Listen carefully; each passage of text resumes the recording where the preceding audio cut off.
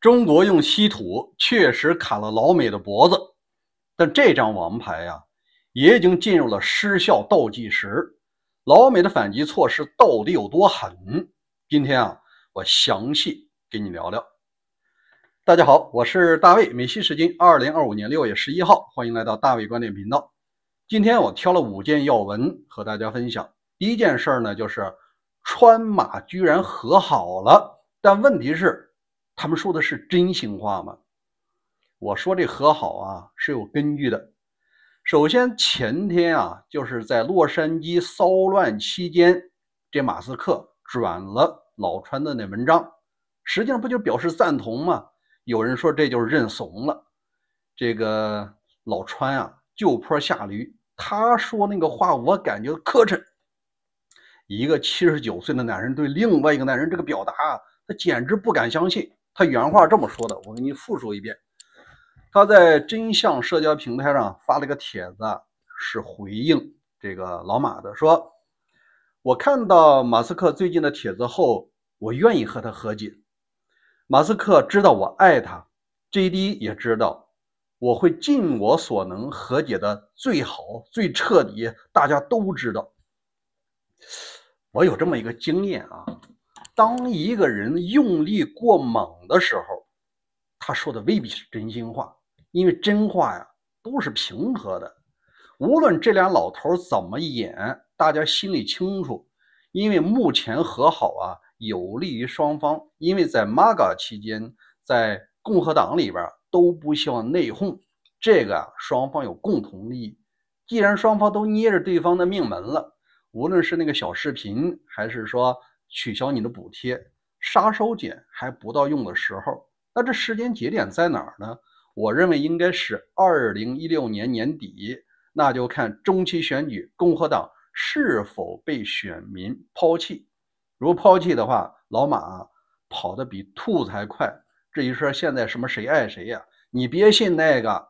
你像那个老习没接他电话，这老川怎么说的？说我爱老习，我永远爱他。但问题是，这俩人贸易战都打成这样，双方都卡脖子呢，那永远爱他含金量，我觉得连1%都没有。不信呢，咱就等着看。第二件事呢，我想说一下啊，中方的稀土一招制敌，在国内媒体啊，那都沸腾了，那全高潮了，就地排卵了。他们说中方一招锁喉，老川呢是跪地求饶，这画面感满满的。实际上真是这样吗？我昨天啊做了一些功课，今天分享给你。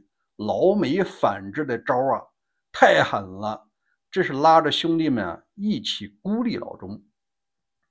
咱们看一下新闻来源，彭博社6月9号的文章呢，叫稀土磁体的控制之争。我们必须明白一点，这个稀土它吸在什么地方？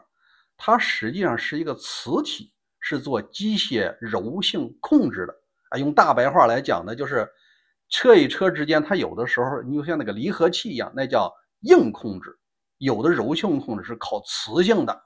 你比如说让那个导弹飞着飞着转弯，有的导弹是能够实现180度，明明向东的，突然又向西了，怎么做到的？不能完全是硬链接，你链接完了以后，你松开是不容易的，你只能靠什么呀？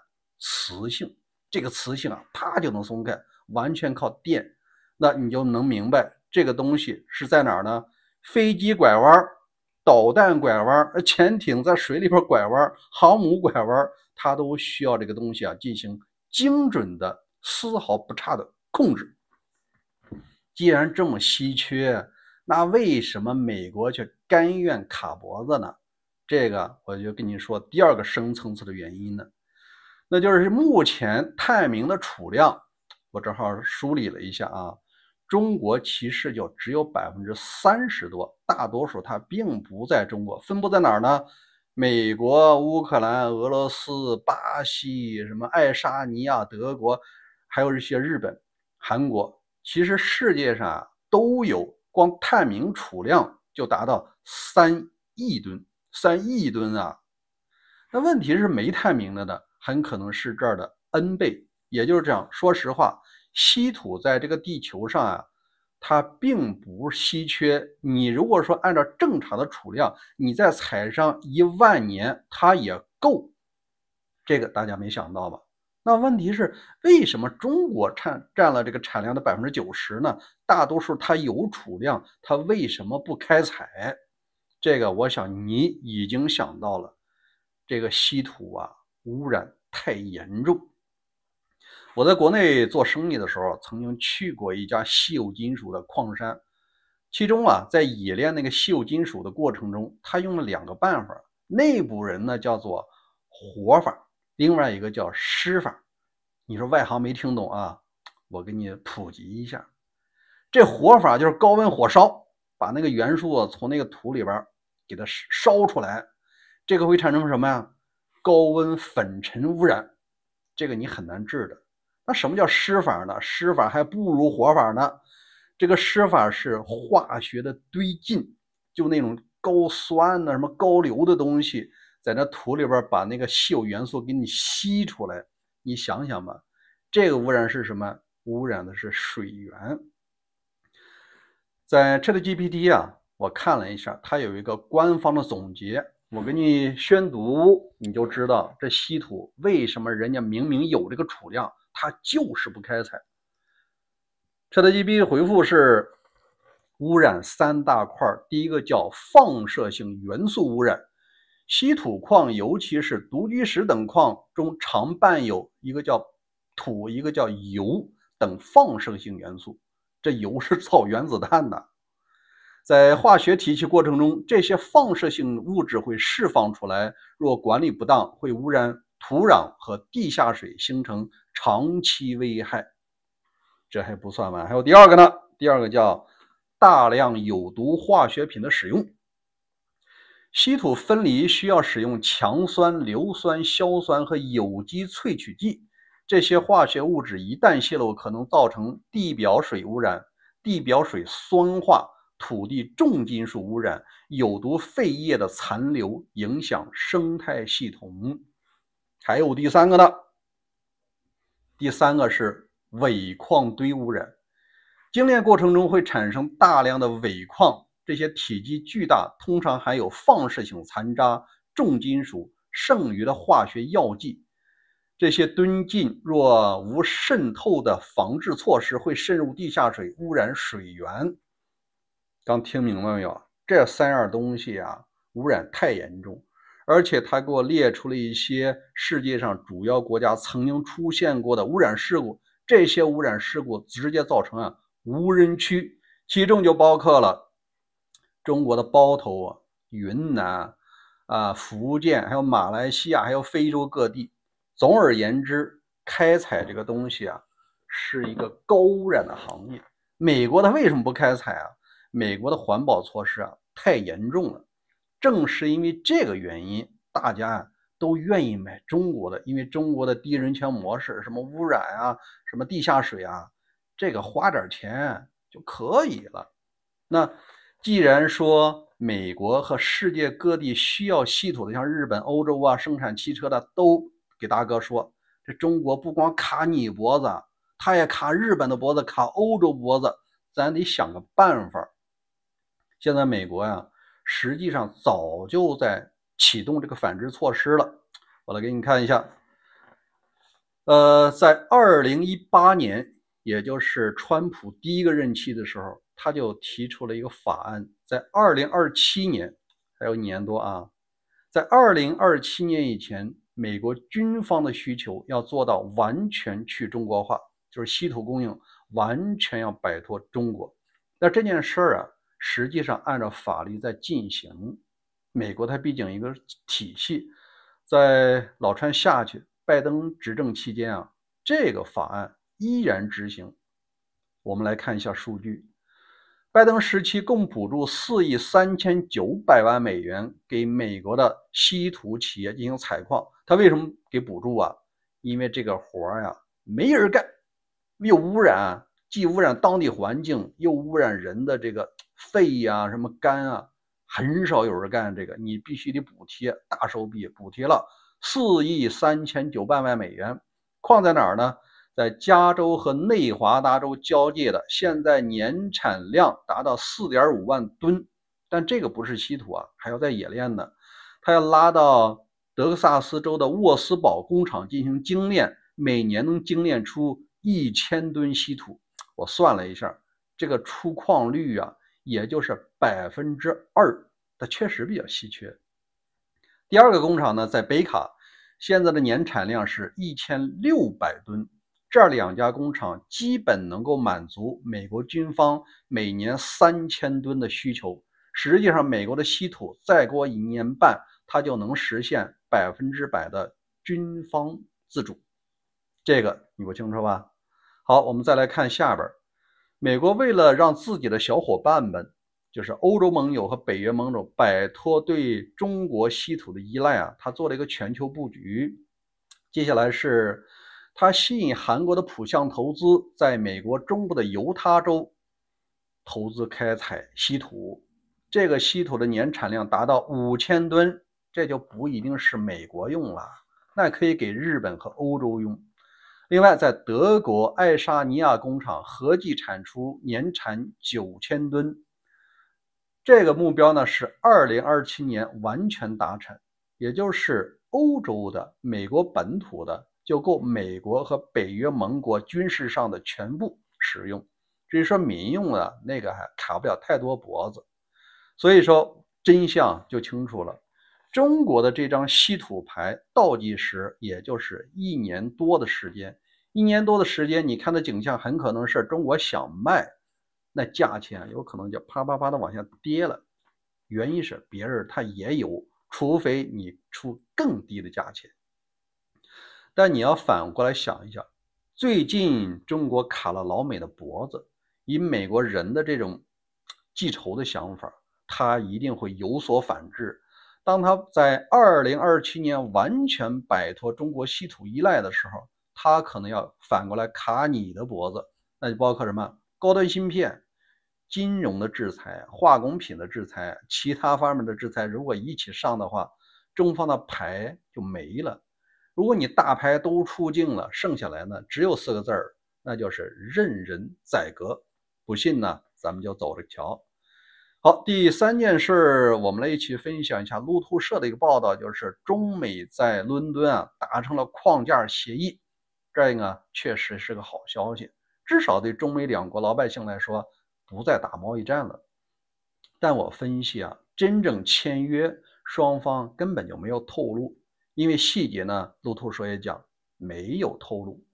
原因啊很简单，这个话你必须是双方老大来说，你如果谈判代表，中方是副总理，美方是财政部长啊，好像是功劳都是你们的事儿，这哪行啊？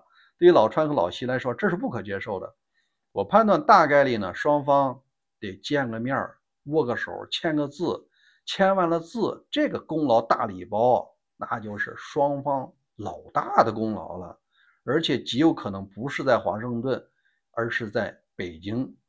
中方啊，现在不是拿捏着稀土吗？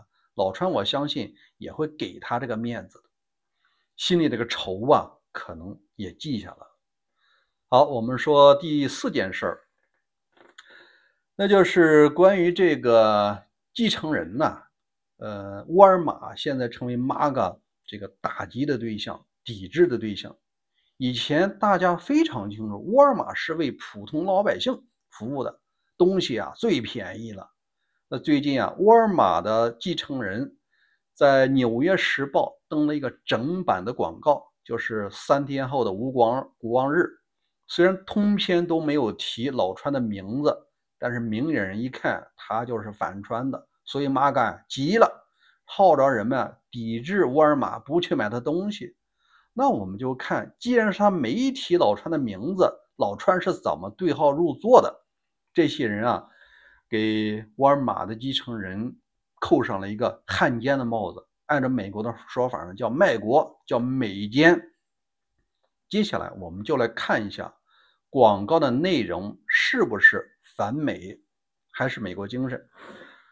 这个比较长，我捡着重要的说啊。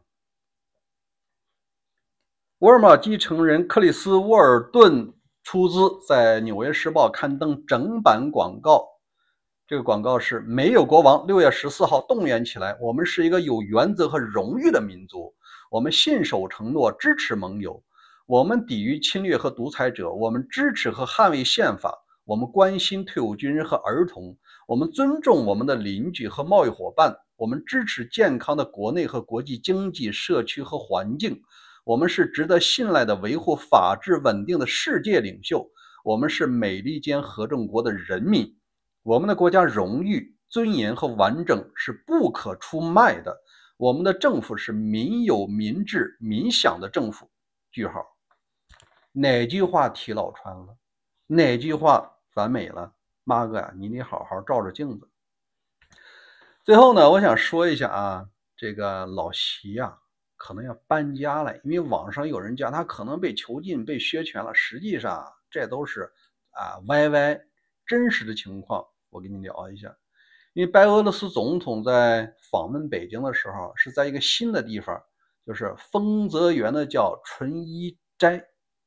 那你说怎么换了个地方呢？由此一些反贼就得出来说，是不是被囚禁了？今天我让你看个图，你就知道他不是被囚禁了，反而是为接下来的长期服务做准备。图在这儿呢。我现在还没有学会插图但是我跟你说一下，1949年这5大头进京的时候，当时领导人呢叫5大书记，老大老毛住在这儿，他叫丰泽园在这儿。老二那时候是朱德，他住在西楼大院。老三刘少奇，那时候他是分管这个中央政府副主席朱是军委副主席兼纪委书记。老四老周在最边上你像老周多聪明在边上事儿少。第5个就是那个任弼时，但任弼时没住多久就去苏联这个养伤了。当时的5大书记就在这儿。按照内部的说法邓小平实际上是在52年才来的，真正49年的时候他在西南军政委员会当一把手，根本就没进中南海。后来他是在这儿我这个写明了那你要问是不是说老毛就在这个居相书屋一直住着到死呢？不是，他在那儿只住了17年。后来他发现不行，他喜欢游泳，游泳的过程中呢，也跟一些这个女兵们能做一些深入交流。流完了以后，你不用换衣服，你直接就俩人就热乎起来了。你在居相书屋不方便游泳，所以就在这儿了我再拿过来游泳池在这儿所以他在游泳池呢一直住到了生命最后一期，是长达10年。根据李志绥医生的回忆录在老毛居住生活的地方叫甲区，再往一块叫乙区，最边上呢叫丙区。现在他搬到哪儿呢？大家上眼现在不在瀛台了，搬到这儿来了搬到了菊香书附近的叫纯一斋，它属于丰泽园的一部分。在这儿为什么它是做长期准备瀛台只是个岛，不适合构筑更多的防御工事，也不适宜构筑通向其他地方的。中南海其实是有地下密道能够直接通这个人民大会堂，它也可以通在那个西山指挥所的。所以说现在它换了个地方，是更有利于腾挪。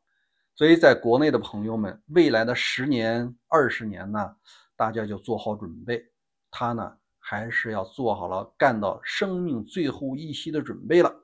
当然了，他走了以后呢，有可能把江山留给自己的太太，就是彭。至于说他的女儿公主我认为目前只是在加强培养，但资历太浅了，是不可能马上接班的，你必须得历练历练。但这个辅国的功劳可能就得交给这个李强或者蔡奇这些人了。好吗？今天就聊到这儿，欢迎关注大卫观点频道，每天和你分享重要的事儿。如果说您觉得节目还行，欢迎点赞，咱们明天见。